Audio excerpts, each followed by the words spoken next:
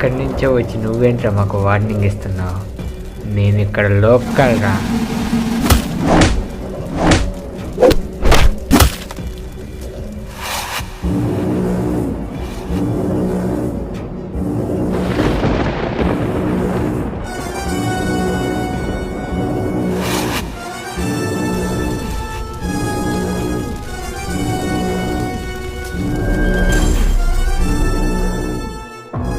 నువ్వు ఇలా చెప్తుంటే నేను బీటెక్ చదివేటప్పుడు కొంతమంది పిల్లబచ్చా హౌలేగాళ్ళు ఇలాగే అనేవాళ్ళు.